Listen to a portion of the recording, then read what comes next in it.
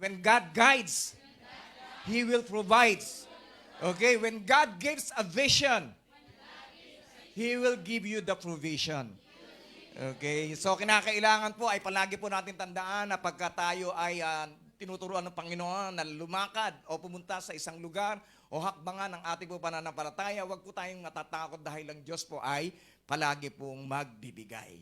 Okay? Praise God, it's a wonderful week. Ano po, nakakatuwa po dahil ang linggong ito ay punong-puno. Magmula Lunes, punong-puno po ng kainan. Kagabi, kainan na naman. And then, 2 beses kaming nag-dinner. Okay, so praise the Lord. Okay, so even though that we are having fasting, dapat po ay wag po nating makalimutan na tayo ay mag-fasting. Okay, bakit po natin kinakailangan mag-fasting? Unang-una sa lahat, siyempre, para tayo ay medyo sumeksi ng konti. No. The main reason para po tayo maging, para makapag-fasting, for us to be in the Spirit. Kasi po, masyado na tayong nagiging abala sa mga bagay sa mundo, hindi masyado nagiging abala sa ating sarili, pero minsan nakakalimutan po natin ang mga bagay na patungkol sa spiritual, which is the most important aspect of our life. Okay? Okay ba yun? Ikaw ba ako dito? Okay, praise God. So ngayon po, patuloy po tayo sa pag-aaral po ng salita po ng Diyos. Kagabi nga po pala, just want to give you a praise report. Kahapon po, nandun po kami sa kila Sister Sol at nakakatuwa po dahil nagkaroon po kami ng Bible study at nakakatuwa dahil 4 na kaluluwa po ang tumanggap sa ating Panginoong Jesucristo. Amen? Hallelujah. Kaya yun po yung, sige po, palakpakan po natin Panginoon. Yun po yung reason kaya po tayo nagpe-prayer, nagpa-fasting, para po sa mga kaluluwa na hindi pa po nakakakilala sa Diyos. Okay? Para mas lalo pa pong dumami ang ating po makakasama sa langit. Amen? Sabi mo, magsasama-sama tayo sa langit, ha? Okay. Okay, wag kang bibitiw, okay? Praise God. So tayo ay markado na. Markado tayo ng ating Panginoon. We are called by the Savior. Ang tumawag sa atin, hindi po tao. Ang tumawag po sa atin ay walang iba kundi ang ating Panginoong Hesukristo. Kung halimbawa, nasa gitna ka ng dagat, okay? Lumubog yung barko mo, ikaw na lang nag-iisa sa dagat at wala kang makita at meron naghagis sa iyo ng salbabida. Okay? Tatanungin mo ba sa kanya, saan mo ako dadalhin? Ganun ba gawin po natin? Hindi, siyempre kukunin na po natin yung salbabida kasi po yun po yung magliligtas po sa atin. Tama po? At ngayon, kahit saan niya po tayo dalhin, ay siguradong para sa ating ikaliligtas. Amen? So, ganun din po ang ating po Panginoon. Ibinato niya po ang salbabida at tayo po ay kakapit sa salbabidang ito para tayo ay dalhin niya sa magandang destinasyon, sa ligtas na destinasyon. Okay? Praise God. Okay? So, ano po ba what is the purpose of following Jesus? Bakit ba napakahalaga na malaman natin? Ano bang dahilan? Bakit natin siya dapat na sundan? Unang-una sa lahat, di ba? Ito po yung bagay na kung saan ay magdadala sa atin sa ating pong destinasyon. Okay? Ang Christianity po, hindi po yung nakakilala ka, nakarinig ka, and then tapos na. Ay, ligtas na ako. Pwede ko nang gawin lahat ng gusto ko. Pwede na uli ako mag-tongue-its. Okay? Pwede na uli akong mag-inom-inom. Okay? Pwede na uli akong gumawa ng mga kung ano-anong kalokohan ko. Okay? Sabi mo nga sa tabi mo, hindi na, nagbago na ako, ha? Okay? Hindi ko na ginagawa yun. Okay? Okay, di mo ba? Kung gusto po natin na talagang mabaligtad, magkaroon po ng kaayusan ng ating pong buhay, siyempre sundan po natin yung ating Panginoon na kung saan ay hindi po tayo dadalhin sa kapahamakan. Okay? Na kung saan tayo ay dadalhin sa lugar na maganda, na maayos, mapayapa, punong-puno ng kagalakan. Okay? Praise God. Kasi po yung mundong ito, ang kanya pong ibinibigay na kagalakan, kaaway ang gagawin po niyan, bibigyan kanya ng maganda sa simula. Pero tsaka na yung parusa. Okay? Ang Diyos minsan ay sino-offer ng Panginoon ay minsan ang sinabi niya nga po nung last time, if you would follow me, sabi niya, you have to deny yourself, carry your cross, and follow me. Okay? So minsan pinakikita niya yung challenge sa atin. Di ba? Parang mahirap. Di ba? Pero kung susundin lang po natin, sigurado, mas mapapaayos ang ating pong buhay. Amen? Sabi mo nga sa tayo, maaayos na tayo, kapatid. Okay? Praise the Lord. Okay, so tayo po yung magbasa sa Matthew chapter 4, verse 19. Sabi dito, Jesus called out to them, "Come, follow me, and I will show you how to fish for people." So sino pong naniniwala na tinawag ka talaga ng Diyos? Yung talagang totoong-totoo.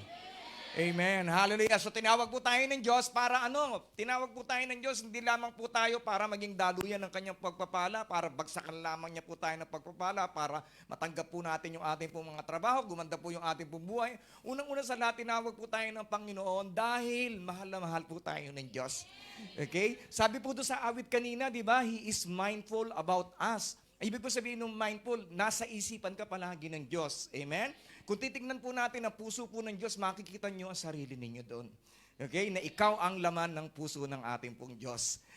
This past few weeks, binigyan po ako ng prayer ng Panginoon that we, Lord, give me, make me mindful, okay, of your greatness, of your goodness. Okay? Para ako ay palaging maging grateful.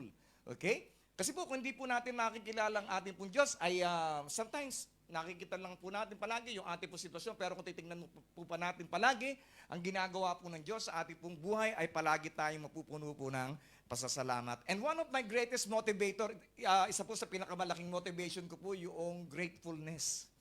Okay? Sabi mo, pasasalamat. Okay?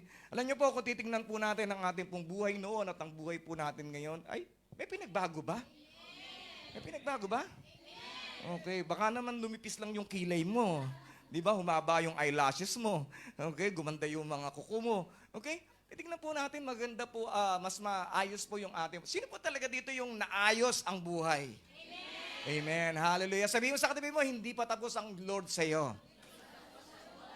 Okay, praise God. Meron pang inaayos. At tayo ay patuloy na magpapaayos sa Diyos hanggang siya ay dumating na at tayo ay kunin niya. That is what discipleship is all about. Okay? Hindi po tumawag ng Diyos ng member.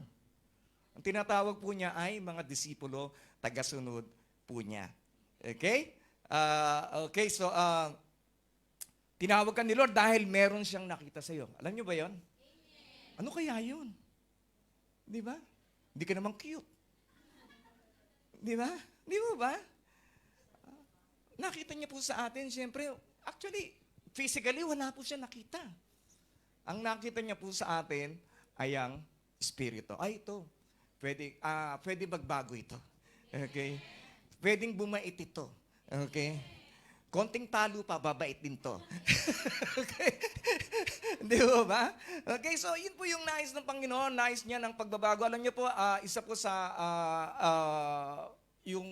yung nakapagbibigay po ng kaluguran sa mga pastor, hindi naman po yung offering. Hindi naman po yun. Hindi naman po yung attendance. Nandiyan ka, natutulog ka naman. Di ba? Hindi po yun. Ang isa po sa nakapagbibigay po ng kaluguran po sa amin, yung nakikita namin na kayo nagkakaroon na ng pagbabago. Amen. Nagkakaroon kayo ng bumabait ka na. Di ba? Dati ang sungit-sungit mo, ngayon marunong ka lang umiti. Di ba? Amen? Okay, praise God. Dati hindi ka marunong mag-worship. Pero ngayon nag-worship ka na. Nakapikit pa yung mata, di ba? Kahit giving na, nakapikit pa rin. Okay. Di po ba? Yung pala ayaw magbigay, kaya nakapikit. Okay. Okay. God called us, di ba? Bakit po tayo tinag-Diyos? He called you to know Jesus more. Nais ng Panginoon na makilala pa po natin siya. Kaya po ang panalangin po ng basa po sa atin ay makilala po natin sa mas malalim biblical at personal na kaparaanan. And then He called you to be personally attached with Him. Ang Diyos po, ang nais po ng ating po Panginoon ay magkaroon po tayo ng personal na relationship po sa Kanya, hindi lamang po every Sunday. Araw-araw. Okay, ngayon pa paano tayo magkakaroon ng relationship po sa Kanya? Of course, we spend time with Him. Spend po tayo ng oras po sa Kanya. Okay, sino po yung nag-spend po ng time kay Lord? Wow, praise God. Okay, so that's the best way to develop our relationship with God. Mag-spend tayo ng time sa oras, mag-spend tayo ng time sa pananalangin. I-acknowledge naman natin siya every morning, di ba? Sa bawat paggising natin, di ba, na humihinga pa tayo. Diba? Marami pong tao sa mundo. Paggising, wala nang hininga. Hindi na sila Okay. So, ibig po sabihin, mga kapatid, we just be thankful that we are still living. Amen? Hallelujah. Alam ko, yung iba sa inyo naapektuhan ng bagyo, pero alam ko na ibabalik yun ng Panginoon ng mas higit pa. Siguro luma na yung gamit. Luma na yung bahay. Okay? Kaya papalitan ng bago. Okay? And then the third thing, binigyan sila ng bagong trabaho. Ano yung bagong trabaho nila? To fish for people. Alam niyo po, ang ating Panginoong Jesus ay napakatalino. Dinadala niya tayo doon sa lugar na maunawaan po natin. Ang kausap niya po dito ay mga mangingisda. Okay? Kaya yun ang the easiest way na maipaliwanag niya kung ano ang kanilang bagong trabaho. So, ganoon din ang bawas sa atin. Tayo po ay tinawag ng Panginoon para makilala natin siya, para maging malapit sa Kanya, at para tayo rin po ay maging mangingisda ng tao. Okay? Ibig sabihin nun, tayo ay magyayaya ng mga tao para sumunod din sa Kanya, katulad ng pagsunod natin sa ating Panginoong Hesukristo. Amen? Sabihin mo sa tagno, next week, magdadala ako ng 3. Okay. Praise the Lord. Amen. Hallelujah. Alam niyo po, yung dinadala po natin dito, sigurado po ay, hallelujah, meron po tayong reward every time that we are bringing people unto God. Okay? Praise the Lord. And then Matthew 4:20, they left their nets at once and followed Him. Sa pagsunod po sa ating pong Diyos, meron kang iiwanan. Iwanan mo na yung masasamang pag-uugali mo. Di ba? Iwanan mo na yung pagiging dominante mo. Di ba? Iwanan na natin pagiging chismosa mo. Okay? Iwanan na natin yung pagiging masyado kang maluho, di ba? Okay? Ang dalas-dalas mo sa sapmanan, di ba? Meron pa bang sapmanan ngayon? Wala na. Okay? Di ba ba? So, sa pagsunod sa Panginoon, di ba? Following Jesus is more important than our part-time. Okay? Kung day mo naman na Sunday, di ba? Huwag ka na mag-part-time. Bigay mo na kay Lord. Okay ba yan? Okay, praise God. So, kailangan natin ng pahinga. Kailangan po natin ng pahinga physically and then also spiritually. Ang espiritu po natin kinakailangan po ay napapakain. Okay? Praise God. So, sabihin mo sa katiba, huwag ka na mag-part-time, ha? Pag-day, ha? Okay? And then Jesus saw two brothers. At ang nangyari po, hindi ko na po nilagay sa slides Ang nangyari po dito, nakita niyo po si James at saka yung magkapatid, si James at saka si John, at tinawag din sila. At ngayon din po, ang bawat sa po sa atin ay tinawag din ng ating Panginoong Hesukristo. Amen? At ang pagsunod po sa ating pong Diyos, dapat po hindi po nadidelay. Diba? Hindi yung tinawag ka ngayon, maya na, bata pa ako masyado. 49 ka na, bata ka pa. Di ba? Siguro pag 10 years pa, okay, bago ako susunod. Di po ba, no? At any age, dapat po ay tayo sumusunod sa ating pong Diyos. Okay? Sabi niya, if you will deny me, I will deny you. Kung siya ating ikahihiya niya rin tayo. Okay? Kaya tayo nagpupuri. Pupuri tayo. We really display po natin na tayo pupuri, tataas po natin ang ating pong kamay. And then, hindi lang po sa action, ano po? Kasi po, pwede mo i-fake yun eh. Diba? Nakataas ka ng kamay, pero iniisip mo naman, ano kaya kakainin ko mamayang tanghali? Di ba? Yung sinampay ko doon, di ba? Mukhang uulan kanina. Di ba? No. Dapat hindi ka na nagtataas ng kamay, pati yung isipan mo ay nagwo-worship sa ating Panginoon. Tama? Amen. Okay, mamaya kaya mabigyan uli ako ng ayuda. Amen. Di ba ba? So, ibig po sabihin, kaya nga po sabi, di ba? We will worship God with all our hearts, with all our mind, with all our soul, with all our strength. Okay? Yung lahat-lahat. Huwag lang medya-medya. Okay? Worship. Okay? Maglalaro, matutulog. Pero dapat, pagka tayo naririto, let's give our best worship unto God. Amen? Hallelujah. Kasi po, yung nakapagbibigay po ng best worship sa Panginoon, nakakatanggap po ng best rewards, best blessings sa ating po Panginoon. Kaya, amen. Sige, palakpak po natin, Panginoon. Praise God. Okay, and then 1 Peter 2:9, but you are not like that. Hindi ka katulad nun. Iba ka na. Di ba? Iba ka na. Iba ka na. Kitang-kita ko. Di ba? Di ba? Iba ka na. Di ba? Iba ka na. Dati, hindi ka na katulad nung dati. Kaya, manatili tayong gano'n na tayo ay kakaiba. Di ba? But you are not like that, for you are a chosen people. Pinili ka ng Diyos. Pinili ka ng Diyos para mag-worship. Pinili ka ng Diyos para magsilbi sa Kanya. Pinili ka ng Diyos para magbasa ng Kanya. Alam niyo po ba, it's a privilege to read the Word of God? Sabi po sa Bible, who are you to recite my verses? Sino ka para i-recite mo ang aking mga sinasabi? Yun po yung sinasabi ng Diyos sa iba. Pero tayo, we can freely recite the verses of God. Okay? Kaya it's a privilege. Palagi po natin isipin that it's a privilege to be a child of God. That is a privilege to be chosen. Di ba? And then you are royal priest, a holy nation. Ano ba yung royal? Ibig sabihin, royal family ka. Di ba? Hindi lang royal true orange ang iniinom mo, kundi royal family. Ibig sabihin, iba yung dugo mo. Ang dugo ng ating Panginoong Hesus ay nananalaytay na sa iyo. Di ba? You are covered by the most precious blood of Jesus Christ at walang maaaring makasaling sa iyo, walang demonyo sa impyerno makasaling sa iyo pag ikaw ay balot ng Panginoong Hesukristo. Amen? Hallelujah. And then sabi dito, you are royal priest, a holy nation. Okay? Saan po merong holy nation? Wala. Napanood natin kanina, meron corrupt nation. Huwag ka na lumayo sa Pilipinas. Ano? Di ba? Pinadala mo na lang, ipadadala doon sa pamilya niya. Tama? So, it's only a holy nation. Ibig sabihin, sineparate ka, kakaiba ka.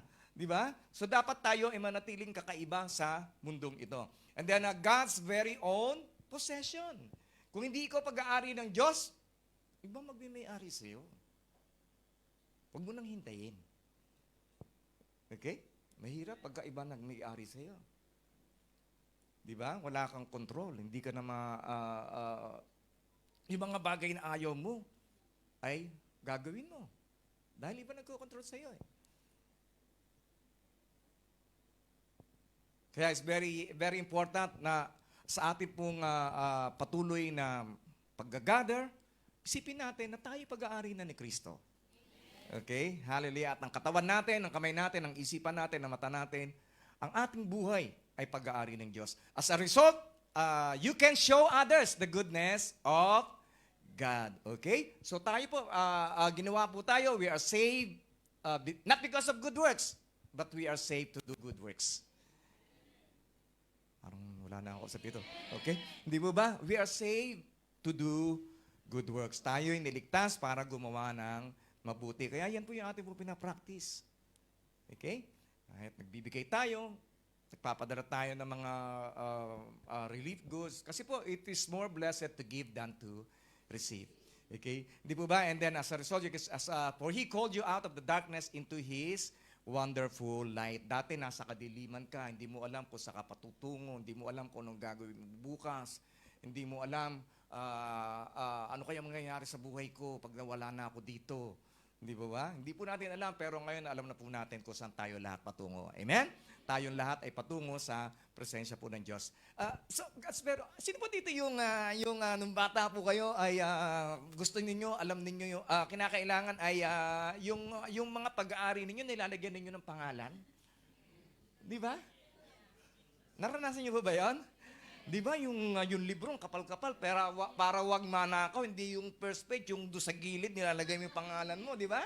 Rona, okay? Di ba? Sol, di ba? Para talagang pag kami kumuha, alam mo, di ba? Kahit yung ballpen. Naranasan ba yun yung ballpen? Yung big na ballpen, gawa ka ng maliit na papel, di ba? Tapos susulat mo yung pangalan mo, di ba? May address pa nga, may telephone number pa, di ba? Kompleto. Di ba? So, ganun ang Panginoon ay ikaw ay tinatakan na ng Panginoon. ikaw ay pag-aari ng Panginoon. Ang fingerprint niya ngayon ay nasa sa iyo na. Amen? Pag-aari ka na ng Panginoon at huwag ka nang magpalipat-lipat pa. Okay? May delikado pagka nasa pag-aari ka ng iba. Okay? Kaya tayo hindi na natin pag-aari ang sarili po natin. Nag-aari sa atin, ang nagme-may-ari sa atin ngayon ay Diyos. Okay? Ang Diyos na po nagme-may-ari. Kasi po, kung tayo lang po yung diskarte lang po natin, ako, ang dami na natin palpak na nagawa. Totoo lang. Tama?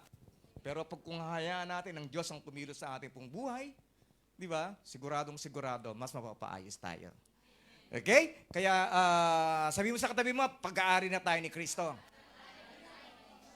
Okay, so following Jesus requires me to become, sabi-sabi po natin basahin, following Jesus requires me to become like Him.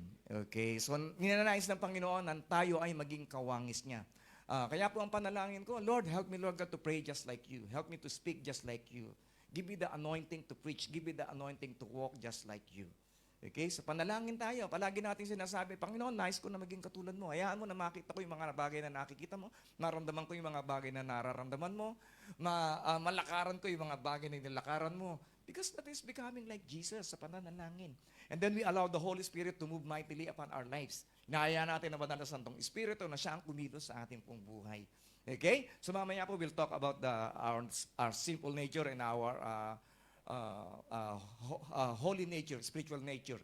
And then Mark 3:14, then He appointed 12 of them and called them His apostles. They were to accompany Him, and He would send them out to preach. Kaya po ang ating pong vision as a church, okay?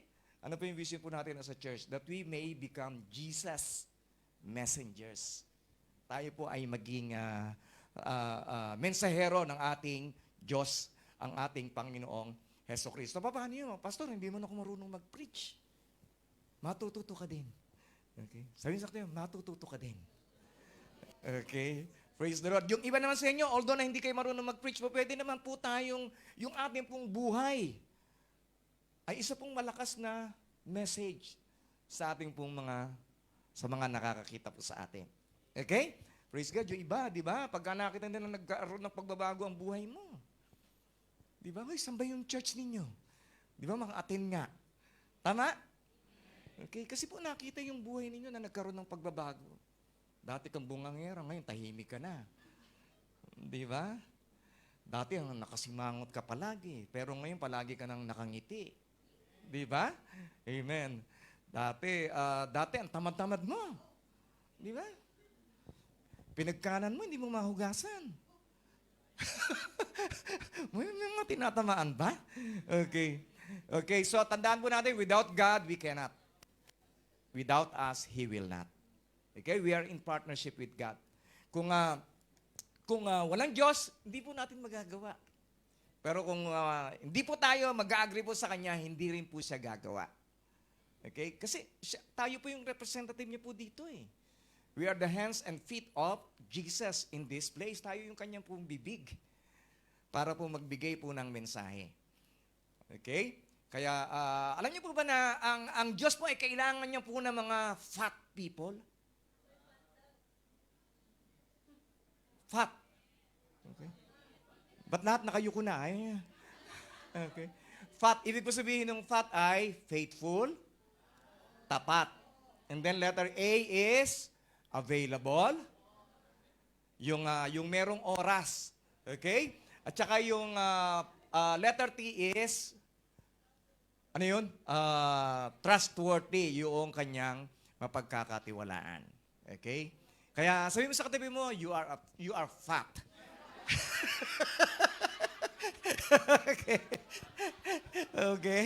Okay. Faithful, available, and trustworthy. Yung palagi mapagkakatiwalaan ng Diyos. Okay? And then Matthew 10:25, students are to be like their teachers. So sabi ko sabihin, ang ating pong master, ang ating pong teacher ay walang iba kundi ang ating pong Panginoong Hesukristo. Kaya sabi po dito, ang estudyante ay dapat ay maging katulad ng kanilang guro. Okay? And slaves are to be like their master.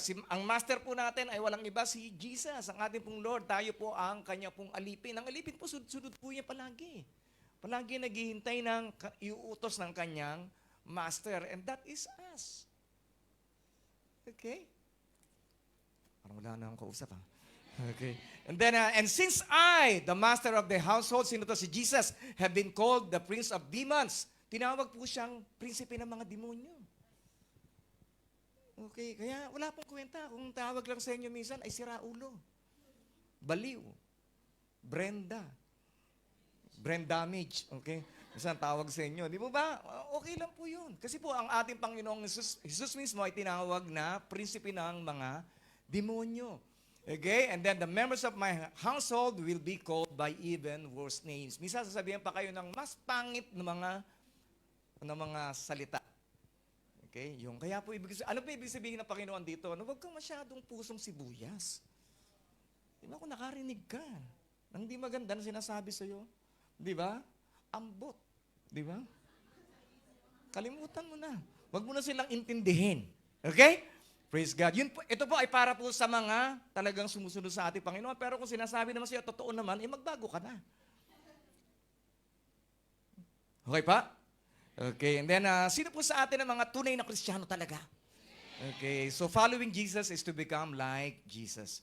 And it is our very goal. Yun po yung goal po ng bawat Kristiyano. Hindi lang po pa atin. Hindi lang po atin. It's more than that. Okay?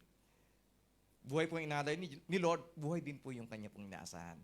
2 Corinthians 3:18b, and the Lord who is the Spirit makes us more and more like Him as we are changed into His glorious image. So sino po yung magpapabago po sa atin? Holy Spirit. Di ba? And the Lord, He is also called Lord. Ang Holy Spirit. Sabi niya, makes us more and more like Him as we are changed into His glorious image. Alam niyo po, nung na-born again po tayo, dalawa po yung ating pong, dati po ang ating pong nature ay sinful nature lang po. Okay? Sinful nature. Di ba? Kahit anong gawin natin, okay lang yan. Di ba? Wala naman tayong alam kung saan tayo patungo eh. Sinful nature.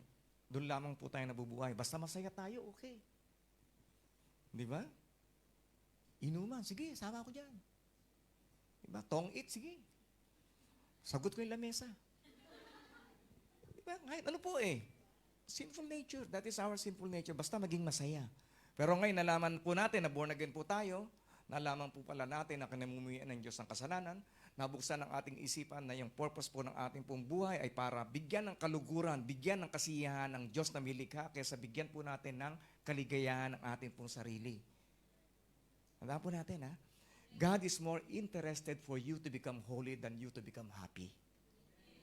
Mas interesado ang Diyos na ikaw ay maging banal kaysa ikaw ay maging masaya. Okay? So anong nangyari ay sinful nature, and then born again po tayo. Nagkaroon ka ng consciousness. Nagising ang iyong diwa, ang iyong ulirat patungkol sa Diyos. And then you were born again. Nagkaroon ka ng spiritual nature. Okay? Ngayon, ang dalawang ito, palagi po maglalaban yan. Di ba? Gumagana minsan yung pagiging maldita mo. Di ba? Pero pag nasa church ka, parang ang bait-bait mo. Di ba? Naglalaban palagi yan eh. Di ba? Kaya nga po palagi tayong, ang nais ng Diyos ay manatili tayo palagi. Dalasan po natin. Doon po sa spiritual nature po natin. Dalasan po natin. Kaya po ang trabaho ng pastor, for you to bring into this place. Okay? May natututunan ba tayo? Hindi po ba? Kasi po, palagi po tayong atake ng ating dating katauhan eh. Palagi kaya nga may laban eh. Ako naman, ang trabaho ko naman, hatakin ko kayo dito. Tama? Pag hinahatak po kayo, alika, Seth. Kunyari, pupunta ka doon. Hindi, dali ka dito. Okay. Ayan. Oo.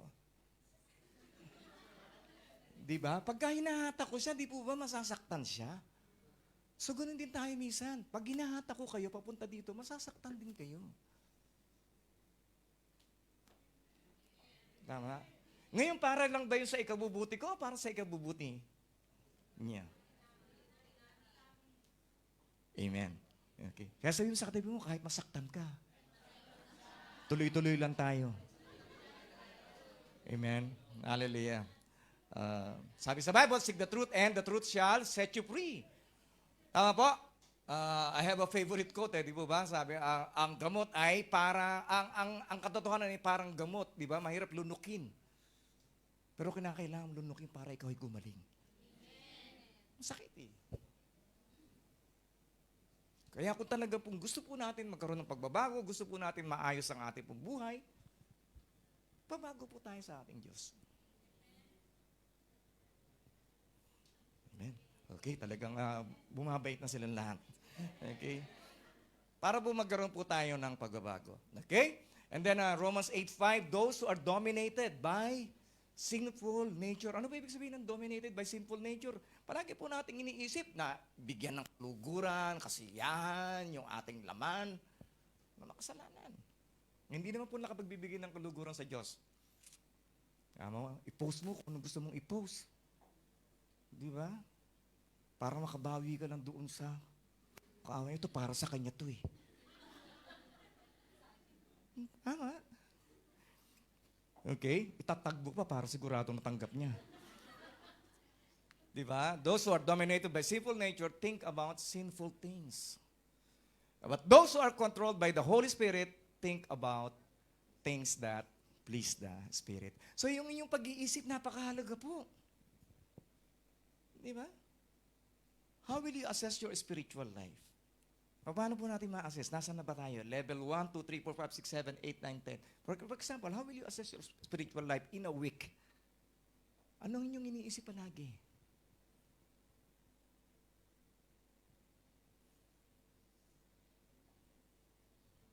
Alam ko, ano iniisip niyo palagi?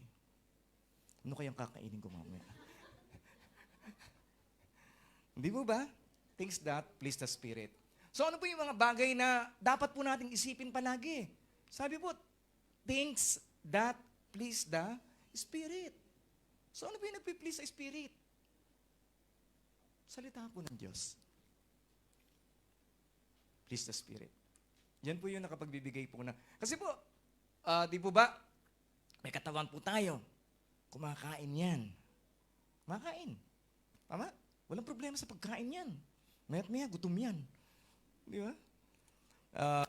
Yung ating espiritu, di ba? Ito ang problema po natin. Di natin alam minsan pakainin.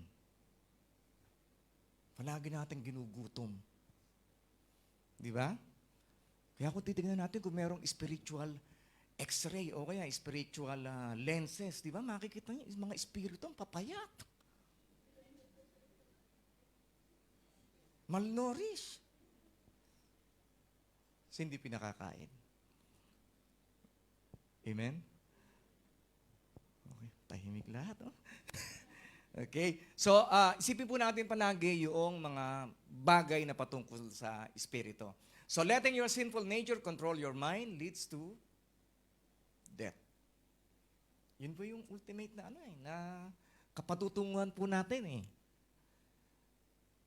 Kaya po, but letting the Spirit control your mind leads to life and peace. So sino po dito talaga yung gusto talaga ng buhay at kapayapaan? Amen. Lahat po tayo, tama po? Kaya po, it's very important na yung ating pong iniisip ay patungkol po sa mga spiritual na mga bagay. Kaya nga po palagi po namin pinagtutulakan. Mag-devotion po tayo. Magbasa po tayo ng salita ng Diyos. Manalangin po tayo. Mag-prayer and fasting po tayo. Para saan? Para makaiwas sa kamatayan. Ano po yung kamatayan? Pagkakawalay sa presensya po ng Diyos. Ano po yung buhay? Makasama natin ang presensya ng Diyos. Okay? Praise God. So, kanina po sinabi ko po sa inyo, ano po yung dalawang bagay na nagmo-motivate po sa akin? Unang-una sa lahat, siyempre, yung gratitude. Pagpapasalamat in spite of my sinfulness, sa lahat ng mga kalukuhan, kasalanan, kabulastugan na pinaggagawa ko noon, di po ba, ako ay napatawad ng Diyos. Pasasalamat. In spite of hindi nakatapos ng pag-aaral, di ba? Pero God has blessed us so much. parang hindi mo talaga malubos maisip paano kaming napagpala ng Panginoon. Financially, sa mga anak namin, lumaki sila mababait. At hindi katulad namin, napangpasaway. Kayo, you're a gift from God. Diba? This church, we started very little, pero ngayon ang dami na po natin. It's all because of the grace of God. Pasasalamat. So ikalawa pong reason why I am motivated to follow Jesus is because of thankfulness. Thankfulness and fear. Ang takot. Ayoko pumunta doon sa mainit. Madilim. Punong-puno ng hirap, punong-puno ng sakit. Ang uod hindi namamatay. Wala ka ng kawala pag napunta ka doon. Fear. Ayun po yung kaya sinasabi ko sa inyo eh. That is my motivation why I'm following Jesus Christ. Gratefulness and fear of the Lord. Kasi kung hindi yan magbe-birth sa isipan ninyo, patuloy pa rin kayo. Gagawa't gagawa pa rin kayo. Okay? Ayaw po natin yun. Tama po?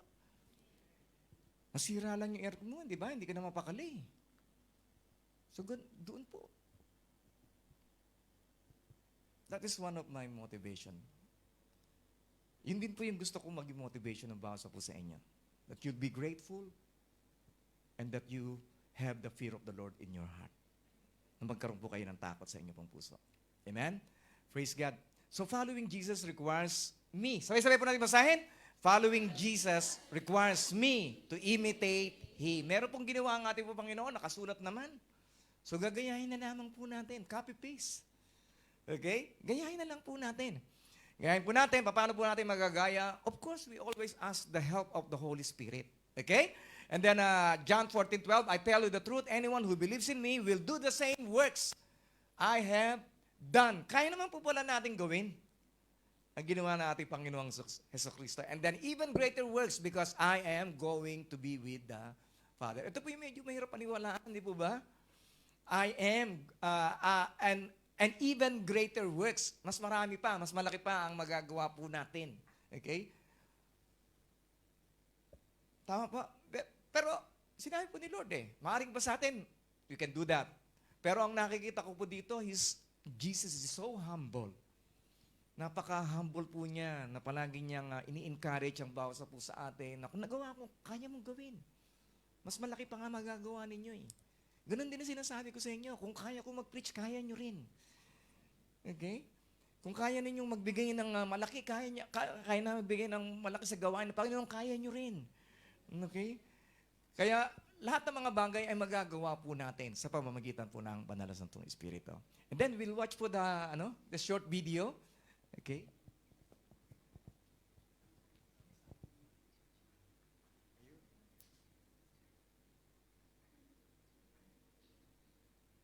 It's a request that requires trust, belief, action. It requires you to put your faith in a person who will lead you to safety, to peace. A long time ago, Jesus Christ spoke these simple words to his closest friends, and his invitation still stands today. Come, follow me. Follow me, and I will show you how to love others and love yourself. Follow me, and I will show you how to repent and be forgiven and forgive others. Follow me to turn things around, to start over, to navigate the storms of life and the storms of death. Follow me to find purpose, your purpose, God's purpose. He taught us the way. He showed us the way. And when we follow his way, we find a new life. Amen. Hallelujah. Praise God. So tayo po natin tumayo. Hallelujah. So sa ating po pagsunod sa ating po Panginoon Kristo is not to earn His love dahil mahal na mahal na po tayo ng Diyos. It's not to earn His acceptance. Para po tayo ay tanggapin po niya. It's not to earn His forgiveness dahil tayong lahat ay pinatawad na po niya.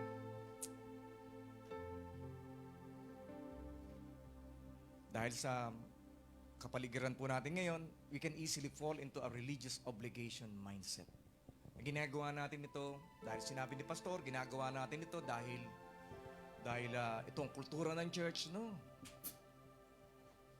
Ginagawa natin ito, sumusunod tayo sa ating Diyos dahil ito ay pinag-utos niya. And then, living as a disciple of Jesus is our response to His love. Tayo namumuhay na disipulo ng ating Panginoon, ito ang ating kabayaran sa Kanyang pag-ibig, sa Kanyang kapatawaran, sa Kanyang pagtanggap sa bawat isa po sa atin. Ang kaligtasan ay regalo ng Diyos. Kung tayo naniwala sa Kanya. Pero hindi dito natatapos, mga kapatid.